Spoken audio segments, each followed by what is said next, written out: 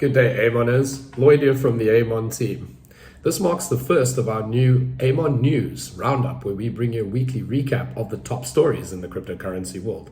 It's been yet another eventful week in the crypto community, with everything from crypto lenders facing scrutiny in the wake of the Celsius debacle, to Bitcoin making a slight recovery to 20K, and rumors of BlockFi being purchased by FTX for $25 million. In this video, we recap what's happening with Celsius and how Simon Dixon and the Sol short squeeze movement might save the ailing lender, Ethereum's latest upgrade, El Salvador's purchase of 80 new BTC, BlockFi's potential acquisition by FTX, and the ongoing Terra Luna saga. Now, it's been a few weeks since crypto lender Celsius halted all withdrawals, swaps, and transfers on its platform. Citing extreme market conditions, on June 12th, Celsius announced it was freezing withdrawals and transfers. The decision left Celsius's 1.7 million users unable to access their assets, sparking fear that their funds might be locked indefinitely. Since then, Celsius has recruited the help of restructuring consultants from Alvarez & Marshall, an advisory firm, to explore potential bankruptcy filings, as per sources who spoke to the Wall Street Journal just last week. Also just last week, on June 30, Celsius published a blog post stating, "Across Celsius today, we are focused and working as quickly as we can to stabilize liquidity and operations in order to be positioned to share more information with the community." While rather vague, users out there should find comfort in the following facts. Since their initial announcement, the lender has been actively paying off loans, including a payment of $67 million on Saturday between Aave, Compound, and Maker. Furthermore, on Sunday, July 3rd, Celsius repaid an additional $50 million in USDC to the Aave protocol, which significantly impacted Celsius' liquidation price of Bitcoin, which was now lowered, there have been some more payments since then, to $4,967 as per renowned Twitter user PlanC's tweets. Furthermore, Celsius advocates have also stepped up to the plate to aid the crypto lender. Since June 12, users have rallied around the hashtag #SolShortSqueeze on Twitter in an attempt to force the short squeeze by scooping up Sol on the FTX crypto exchange, moving it to decentralized exchanges, and setting Sol limit orders. Then there's Simon Dixon, the CEO of Bank to the Future.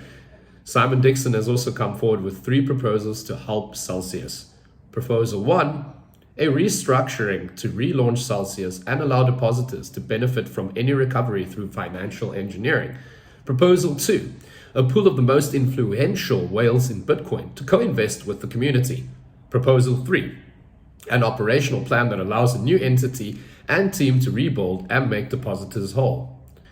The crypto advocate has also been actively involved in the community, attending and hosting several AMA, Ask Me Anything sessions, and more on Twitter and other social media platforms.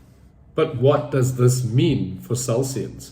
Many crypto enthusiasts, including PlanC, believe that only Simon Dixon can truly help Celsius in this time of duress. Only time will tell what will truly come to light.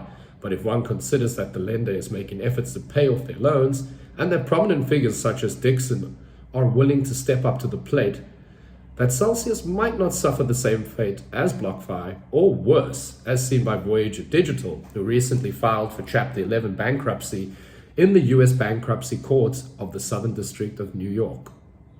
Moving on to some more, slightly better news. Bitcoin! Following several weeks of downward price action, the world's #1 cryptocurrency by market cap, Bitcoin actually managed to breach the $20,000 level for the first time in 5 days on Tuesday, July 5th. Now, this marks the OG crypto's best performance since June 30th. Why? Well, many analysts believe that the absence of Wall Street over the US Independence holiday weekend meant there were no obstacles for bulls. Ethereum also saw some upward price action for the first time in weeks as Ether managed to climb back above the $1,100 level, perhaps due to the Grey Glacier upgrade that was implemented on June 30. The upgrade occurred at a specific block with the sole goal of introducing changes to the parameters of the network's difficulty bomb, pushing it back by 700,000 blocks or roughly 100 days. Does detonating the difficulty bomb mean that the network's actual long-awaited transition known as the merge is around the corner? One can only hope. We all know how frustrating the ever-increasing gas fees on Ethereum have been. In crypto adoption news, the Central American nation of El Salvador continues to advocate their love for cryptocurrency and Bitcoin when President Nayib Bukele purchased an additional 80 BTC last week.